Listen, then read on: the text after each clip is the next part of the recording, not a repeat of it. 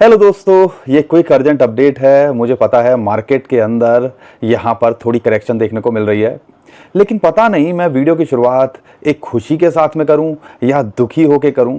क्योंकि अगर आज सुबह की बात करते हैं तो बिटकॉइन की हिस्ट्री के अंदर एक बड़ी चीज़ हुई। बिटकॉइन 1,07,000 को छू गया और उसके बाद अभी जो है 1,02,000 पे आ गया।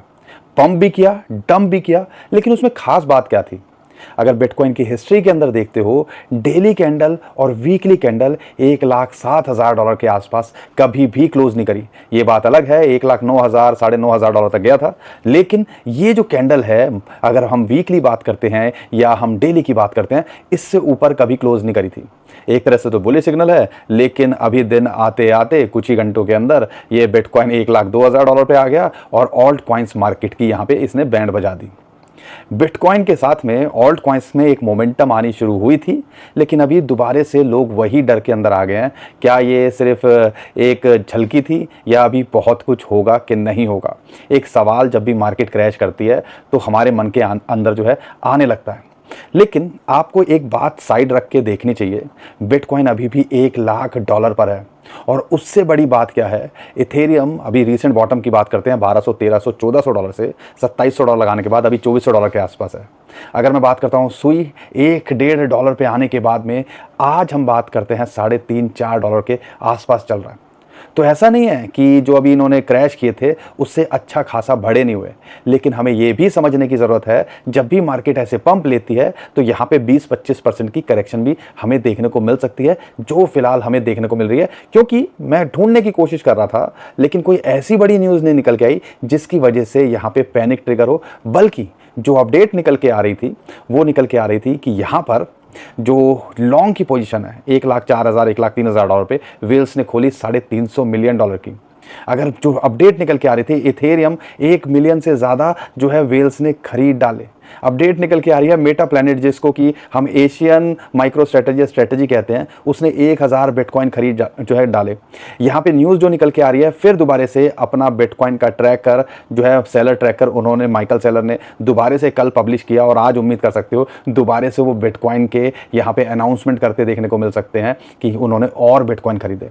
और बिटकॉइन के ETF का डाटा पिछले हफ्ते का तो देखा ही है आपने, क्या धूम मचाया था। और ब्लैक रॉक तो लगातार यहाँ बाइंग कर रहे हैं, और सैटरडे संडे के बाद में दोबारा ये वाइट कॉलर बाबू और ब्लैक रॉक फिडेलिटी ETFs वालों की बात करते हैं या इंस्टीट्यूशंस वेल्स की बात करते हैं। लेकिन मैं उम्मीद करता हूँ आपको हमारा कंटेंट सिचुएशन कैसी भी हो, मैं कोशिश करता हूँ आपके साथ में कंटेंट शेयर करने की। तो वीडियो को लाइक और चैनल को सब्सक्राइब तो आप कर ही सकते हो, प्लीज़ इसको कीजिए और वीडियो को शेयर कीजिए, क्योंकि यहाँ पे मैं बिटकॉइन के बारे में बताऊँगा और क्या चल रहा है उसके बारे में, या प्रेशर के अंदर क्यों लग रही है और आने वाले टाइम के अंदर क्या हो सकता है, ताकि आपको लगातार हमारी वीडियो के माध्यम से ये सब चीज़ें मिलती रहें। और यहाँ पे कुछ कॉइन्स की बात करेंगे, इथेरियम की बात करेंगे जो डिप के अंदर है, तो वीडियो को लाइक ज़रूर करिएगा। लेकिन यहाँ पर पैनिक क्या है, कॉइन बेस को लेके उनके डाटा ब्रीच की कुछ न्यूज़ निकल के आई और उसकी वजह से उन पे 5-6 केसेस वहाँ पे जो है लॉ सूट उस पर डाल दिए हैं। तो इसकी वजह से एक एक्सचेंजेस, और जो कि दुनिया के टॉप एक्सचेंजेस के अंदर आता है और यूएसए का तो टॉप एक्सचेंज है ही, उस पर अगर थोड़ी सी भी ऐसी बात निकल के आती है तो क्रिप्टो करेंसी मार्केट पर उसका इम्पैक्ट पड़ता है। तो यहाँ पे इसकी वजह से यहाँ पे एक प्रेशर देखने को मिल रहा है। अदरवाइज कोई ऐसी बड़ी न्यूज़ नहीं है जिसकी वजह से हमें यहाँ पैनिक हो जो है देखने को मिले। ये एक वेल है, एक ने लॉन्ग किया था, एक ने शॉर्ट भी किया, तो आप कह लीजिए 40x वाली जिसको कहते हैं, तो कह लीजिए यहाँ पे खेल चल रहा है लॉन्ग शॉर्ट का। लॉन्ग वाले जो हैं वो भी यहाँ पे लिक्विडेट हो रहे हैं, शॉर्ट वाले भी लिक्विडेट हो रहे हैं। इसलिए आपको लीवरेज ट्रेडिंग, फ्यूचर ट्रेडिंग को अवॉइड करना चाहिए। 5x 10x भी मैंने देखा है कई कॉइन्स के अंदर, तो वो भी नहीं बचते हैं, ठीक है ना। और फरवरी याद होगा आपको, 2-3x वाले भी नहीं बचे थे क्रिप्टो करेंसी मार्केट के अंदर जब एक ही दिन के अंदर क्रैश हुआ था। तो हमें ये सारी चीज़ें रियलाइज़ करनी है। इसके अलावा देखता हूँ तो कोई खास जो है बड़ी न्यूज़ नहीं है, लेकिन यहाँ पे जो इम्पॉर्टेंट बात है कि बिटकॉइन $1,00,000 के ऊपर यहाँ मेंटेन करने की कोशिश कर रहा है, जो कि एक पॉजिटिव सिग्नल यहाँ पे हमारे लिए निकल के आता है। जब तक ये यहाँ पर है, और अभी भी देखो अगर बिटकॉइन का चार्ट को मैं आपको दिखाता हूँ तो $1,02,100 के आसपास फिबोनाची की रेशियो है 1.618 और 1,00,000 साइकोलॉजिकल सपोर्ट है। आपको पता है $1,02,000 के ऊपर जब तक है तो हमें कोई खास टेंशन नहीं है। तो यहाँ पे सपोर्ट मिली और सीधा यहाँ से अभी बाउंस बैक करता देखने को मिल रहा है। तो आप कह लीजिए कि एक इंपॉर्टेंट सपोर्ट ये निकल के आ रही है, और अगर यहाँ नहीं मिलती है तो फिर वही 89 से $92,000 $93,000 एक इंपॉर्टेंट सपोर्ट यहाँ बिटकॉइन के लिए है। टेंशन वाली बात क्या है कि जो ऑल्ट कॉइन्स हैं उसके अंदर अभी हमें प्रेशर देखने को मिल रहा है और बिटकॉइन की डोमिनेंस यहाँ बढ़ते देखने को मिल रही है और आप देखो उसका इंपैक्ट दिखता है, चार्ट बता देता है। और 50 डे मूविंग एवरेज की जो रेजिस्टेंस मिल रही थी बिटकॉइन की डोमिनेंस को, अभी उसको भी ब्रेकआउट करता देखने को मिल रहा है। तो बिटकॉइन स्टेबल है, शांत है, इतनी थोड़ी बहुत टूट फूट इसके अंदर होती है, लेकिन ऑल्ट कॉइन्स के अंदर यहाँ प्रेशर देखने को मिल रहा है। हमने अक्सर ये भी देखा है कि 2-4 दिन जब भी यूएसडीटी मिंट होते हैं, आप देखो बेतुके पंप डंप हो रहा है, 5-10% बड़े बड़े कॉइन्स भी ऊपर नीचे हो रहे हैं और यहाँ पे कोई रीजन नहीं है, कोई लॉजिक नहीं है। और पिछले 2-3 दिन के अंदर ये 2-3 बार ऐसा बड़े बड़े कॉइन के अंदर 5-10% की वेरिएशन अगर चार्ट के अंदर देखने को मिल रही है, तो आप कह लीजिए यहाँ पे कहीं ना कहीं बाइंग का प्रेशर है और बाइंग यहाँ की जा रही है और फ्लक्चुएशन यहाँ उसकी वजह से हमें देखने को मिल रही है। तो यूएसडीटी जब भी मिंट होते हैं तब भी हमने देखा है कि 1-2-4 दिन ऐसा मार्केट के अंदर प्रेशर रहता है, फिर मार्केट दोबारा से भागते देखने को मिल सकती है। ये भी हम आने वाले हफ्ते के अंदर उम्मीद कर सकते हैं। लेकिन अच्छी बात क्या है कि यहाँ पे नए ऑल टाइम हाई से सिर्फ 2-2.5 हज़ार डॉलर दूर रह गया था। अभी थोड़ा लंबा सफर लग रहा है, लेकिन ऐसा लगता है मई महीने के अंदर जैसा हम एक्सपेक्ट कर रहे थे, बिटकॉइन अपने ऑल टाइम हाई को छूता या उसके पार जाता देखने को मिल सकता है। आपको क्या लगता है कमेंट में हमें ज़रूर बताइए।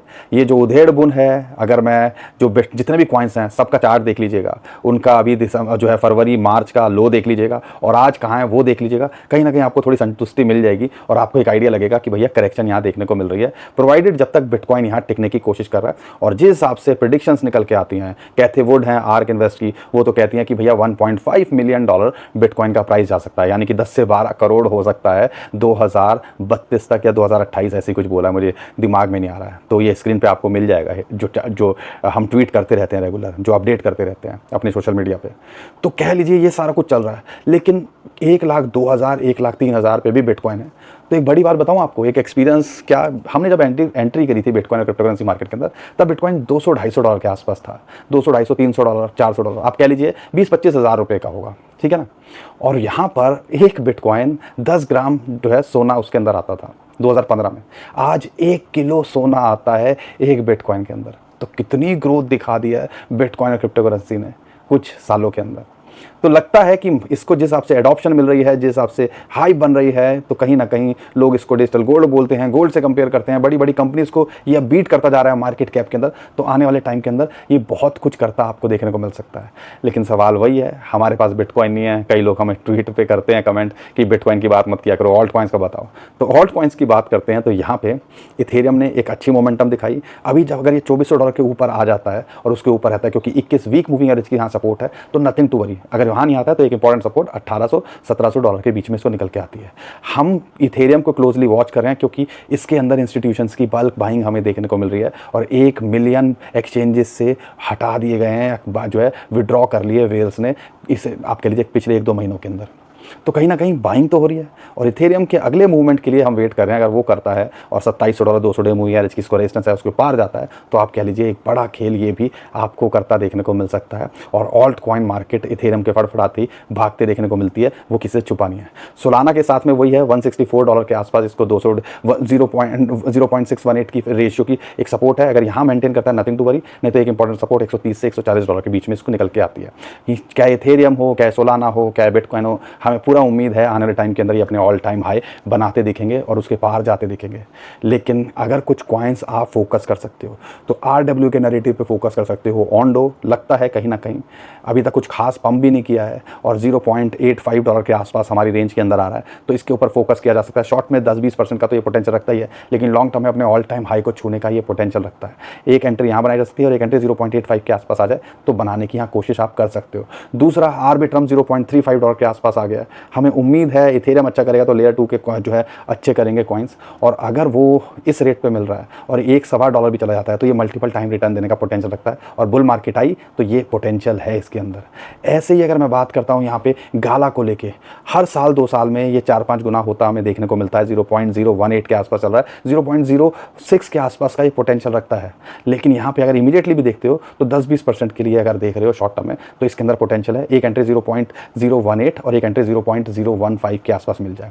सेम ही चीज़ अगर मैं देखता हूँ मीम कॉइन्स के अंदर एक मोमेंटम आती देखने को मिल रही है, और उसका एक बड़ा रीज़न है इलॉन मस्क। उन्होंने मैक्सिमस करके जो है अपनी प्रोफाइल चेंज कर दी, अपनी डीपी चेंज कर दी, अपना नाम चेंज कर दिया। और जब भी ये ऐसी चीज़ें करते हैं, हम उस कॉइन के अंदर तो एक पंप देखने को मिला, तो मीम कॉइन के अंदर एक माहौल बनता देखने को मिल रहा है। और उम्मीद है डॉज कॉइन को ले लो तो यहाँ पे अगर जिस लेवल पे है, अगर थोड़ा एग्जैक्टली मैं कुछ मीम कॉइन्स भी आपके साथ कवर कर देता हूँ। कई लोग बोलते हैं सर मीम कॉइन्स आप कवर ही नहीं करते हो, तो अगर मैं मीम कॉइन के अंदर देखता हूँ तो यहाँ पे Doge coin 21 week moving average की रेजिस्टेंस 0.24, उसको रिजेक्शन वहाँ मिली। अगर एक एंट्री $0.2 के आसपास या 0.175 के आसपास मिल जाए तो एंट्री बनाई जा सकती है। लेकिन अगर ये 0.24 के रेजिस्टेंस को पार करता है तो 0.28 $0.3 को भी पोटेंशियल रखता है छूने का। शिबा इनू कुछ खास पंप नहीं किया है, अब बहुत सारे मीम कॉइन हो गए हैं तो लोग ज़्यादा फोकस इधर उधर करने लगे हैं।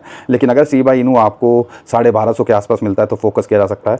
1800 से 1900, 0.0000 कह रहा हूँ, 1900, इस पर आप फोकस कर सकते हो। एक चीज़ पेपी के साथ में है, उसके अंदर हो या नीरो हो, उसके अंदर एक मोमेंटम आते देखने को मिल रही है और कुछ खास टूटा नहीं है।